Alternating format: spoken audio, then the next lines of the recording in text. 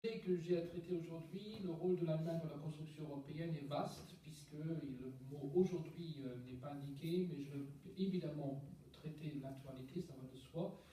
Et en même temps, le rôle de l'Allemagne dans la construction européenne, bien sûr, couvre une large période, et car les évolutions en cours dans la politique européenne de Berlin s'inscrivent quand même un tout petit peu, enfin pour ne pas dire s'inscrivent beaucoup en réalité, dans la façon avec laquelle les dirigeants allemands ont appréhendé la construction européenne depuis sa création.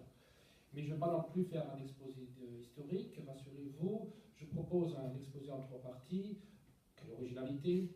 Je reviens sur la part, quand même, la dimension historique de la construction, en allant jusqu'aux années Merkel, donc l'histoire très très récente, dans une première partie.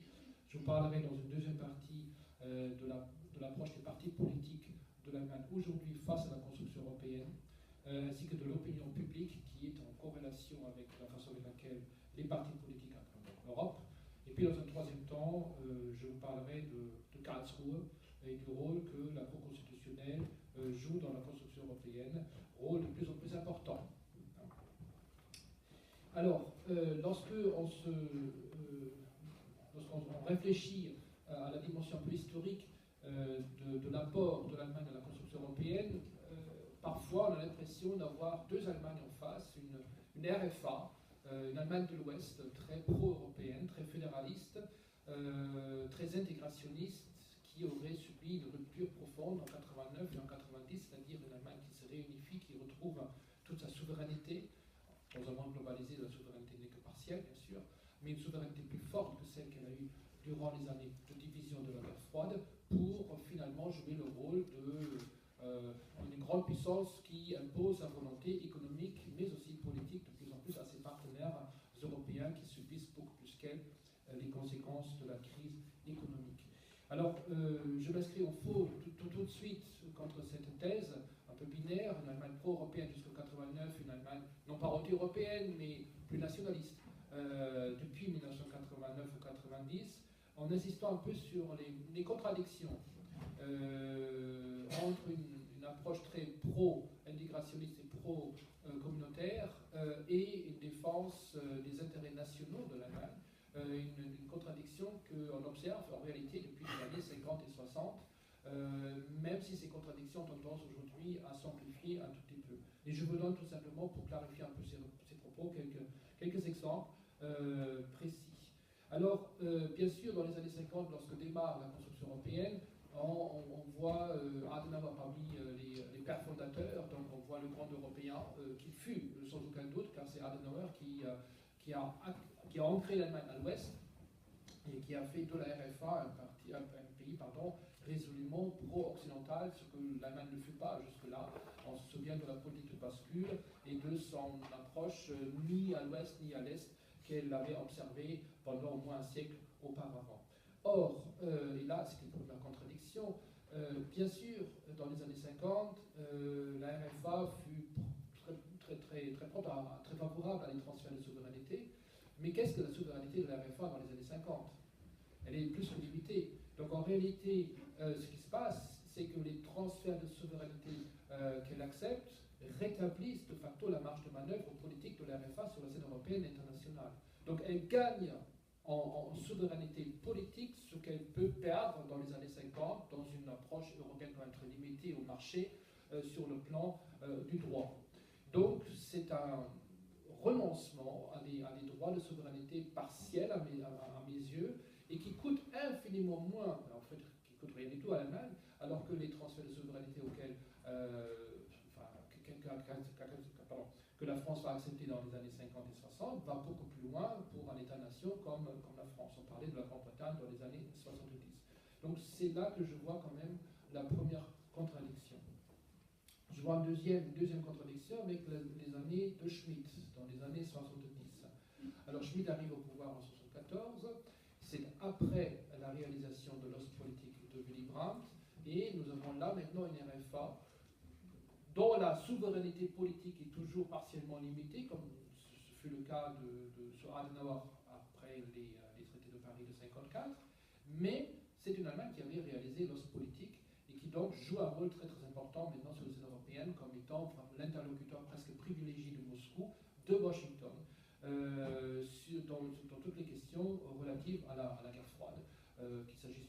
l'environnement, qu'il s'agisse de la détente, et j'en passe. Or, on voit ce grand homme, Schmitt, c'était le cas, quand même critiqué très fortement la Commission européenne durant tout son double mandat de 1974 à 82. Donc, l'affrontement qui rappelle à bien des égards les difficultés qu'avait De Gaulle avec Hallstein. Donc là, il y a un parallèle. Une critique très forte de Schmitt aussi à l'égard du fait que la RFA était devenue le pays qui contribuait le plus au budget européen. Donc on avait le rôle du maître payeur que jouait la RFA dans le contexte européen, discuté, débattu dès les années 70. Très peu d'égards pour une politique monétaire qui, dès les années 70, là encore, impose ses politiques en matière de taux d'intérêt aux partenaires européens dans le contexte de l'affaiblissement du dollar. Enfin, avec la création du Conseil européen en 1974, on voit plus que soutenu par Schmitt, voulu par Schmitt et Giscard à l'époque, on voit très bien quand même une orientation vers une Europe beaucoup plus intergouvernementale. Donc voilà l'héritage un peu de Helmut Schmitt. Cette même Europe est en crise, on se souvient, on parlait à l'époque de l'eurosclérose, il y avait déjà le problème avec la Grande-Bretagne, sur les questions budgétaires en particulier. Or, à la fin de la période de Helmut Schmitt, il y a une tentative de relancer l'Europe, faite par son ministre des Affaires étrangères, Genscher. Il y avait une initiative par deux ministres des Affaires étrangères, donc allemand et italien à l'époque, Genscher et Colombo, qui proposait une refonte de la politique européenne en matière diplomatique, qui prévoyait aussi recours, enfin un vrai recours au vote à la majorité qualifiée, une résolution des questions budgétaires par une augmentation du budget, et j'en passe. Schmitt n'avait pas soutenu cette proposition de Genscher, de son propre ministre des Affaires étrangères, et donc du vice-chancelier de la RFA. Bon, c'était la fin aussi de l'ère Schmitt. Les difficultés internes entre le Parti social-démocrate et le Parti libéral étaient de plus en plus importantes. Ça aussi explique la position de Schmitt par rapport à cette ouverture pro-européenne de son ministre des Affaires étrangères. Il n'en demeure pas moins que cette initiative a été avortée en raison de l'opposition de Schmitt et du soutien de Helmut Kohl à l'époque, dans l'opposition parlementaire en faveur de cette initiative. Kohl, Helmut Kohl, perçu comme là encore un grand Européen entre guillemets, à son actif, à l'évidence, je ne sais pas si c'est encore connu, la déclaration de Stuttgart de 1983, qui est vraiment la relance européenne après les années d'eurosclérose, et qui reprend l'initiative de Genscher-Colombo. Déclaration de Stuttgart en faveur d'une résolution du problème budgétaire, en faveur d'une politique diplomatique plus active, et j'en passe.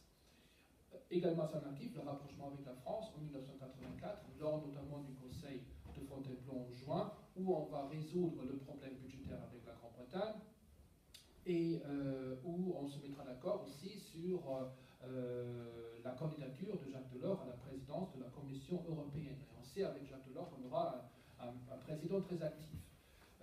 Toujours à l'actif de Helmut Kohl, le soutien à l'acte unique. L'acte unique de proposition de l'acte unique en 86 n'aurait pas vu le jour s'il n'y avait pas eu derrière une volonté allemande de réaliser ce projet.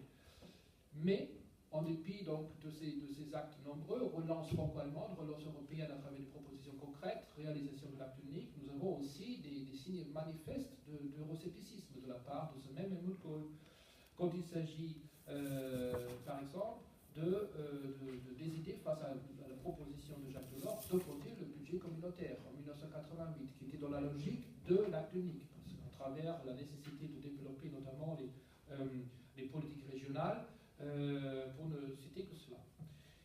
La défense manifeste aussi de Helmut Kohl aux intérêts, la défense des intérêts des agriculteurs allemands. Donc au niveau des négociations de la PAC, qui à l'époque prenait beaucoup de temps, on ne voyait pas vraiment de vision européenne du chancelier, mais une vision très allemande, qui s'explique bien sûr par le soutien que les agriculteurs allemands accordent depuis toujours au parti chrétien-démocrate de Helmut Kohl, donc c'est un problème électoral. Mais surtout, en 1987, déjà, avec date unique, on discute de l'éventualité, de la nécessité d'introduire une monnaie unique. Hein, ça faisait partie du projet de Delors. Or, Helmut Kohl y est très fortement défavorable. Il va hésiter pendant au moins 2 ans, il va dire non au projet de la monnaie unique, même si, en raison de la pression qu'exerce à l'époque François Mitterrand et le gouvernement français, même s'il ne se ferme pas à l'idée d'une discussion. Donc la discussion est engagée à partir de 1988, mais discussion ne veut pas dire ouverture de négociation. Et lorsque Mitterrand pose la question à Kohl en 88-89, quand est-ce qu'on va enfin commencer à discuter, Helmut Kohl dira ben, c'est pas demain la veille. Hein, il a en vue en particulier une autre échéance beaucoup plus importante pour lui, et ce sont les élections de 1990, et il sait qu'il ne peut pas imposer une monnaie unique contre une opinion publique allemande très défavorable au projet monétaire.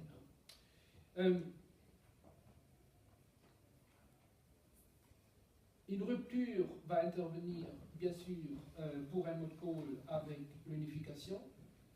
En 1989, chute du mur de Berlin le 9 novembre, il a besoin de soutien non seulement de la Grande-Bretagne, de l'URSS, mais aussi de la France, et le soutien de la France à l'unification va de pair avec une acceptation par l'Allemagne du projet monétaire. Donc on a là un assouplissement. Donc l'Allemagne dira finalement oui au projet monétaire, mais uniquement quand même, il faut le reconnaître, contrat est forcé. Et non seulement contrat est forcé, mais aussi en raison tout simplement du fait que les règles de jeu de cette future monnaie unique ont été identifiées ou déterminées en fonction de la politique monétaire allemande. Indépendance de la Banque centrale européenne, priorité donnée à la lutte contre l'inflation, détermination de critères de convergence, qu'il s'agisse du déficit budgétaire ou de la dette publique, les fameux chiffres 3% pour le déficit, 60% pour la dette publique. Bon, ça venait déjà à l'époque de Bercy, mais ça a été quand même très largement inspiré par la politique de rigueur allemande que la RFA poursuit depuis les années 70, depuis donc les années de Helmut Schmidt. Enfin, on se souvient peut-être encore aussi du pacte de stabilité que l'Allemagne impose en 1997 au moment de la signature du traité d'Amsterdam. Donc là encore, un exemple typique d'une politique a priori pro-européenne, puisqu'on approfondit l'intégration à travers le projet monétaire, mais en fixant les règles du jeu, en s'inspirant d'un modèle allemand et donc des intérêts allemands. Je poursuis avec le successeur de Helmut Kohl. Schröder arrive au pouvoir en 1998. Alors, on lui doit bien sûr le projet constitutionnel. Car c'est lui qui, en 2000, même avant, en 99-2000, va développer, ensemble avec son ministre des Affaires étrangères, Joschka Fischer, non pas un projet constitutionnel, mais il va au moins une idée d'une constitution pour l'Europe. Mais ce même Schröder arrive au pouvoir en 1998 dans un contexte économique très tendu. En Allemagne à l'époque, on disait que l'Allemagne était malade de l'Europe sur le plan économique, on se souvient. Et ce Schröder-là, qui arrive donc fin 98, va avoir des propos très durs à l'égard de la construction européenne. Il va dénoncer encore une fois, plus que Schmitt encore, le fait que l'Allemagne paye trop pour le budget européen, en ignorant complètement tous les profits, tous les bénéfices que l'économie allemande tire de l'ouverture des frontières, et donc les exportations allemandes tirent de l'ouverture des frontières, qui ne sont pas chiffrées. Il va proposer, et là il va se heurter à une fin de recevoir de la part de Jacques Chirac, c'était en 1999 dans le cadre d'un projet de la Commission pour justement l'élargissement à l'Est. Il va proposer, Schröder donc, une renationalisation partielle de la PAC à hauteur de 50%. On imagine la réaction de Jacques Chirac à cela. Il va exiger une intégration rapide et massive des pays de l'Est européen dans l'Union européenne, qui va donc intervenir en 2004, tout en fermant le marché allemand aux travailleurs est-européens. Ça, c'est intéressant. Donc tout cela relève plutôt d'une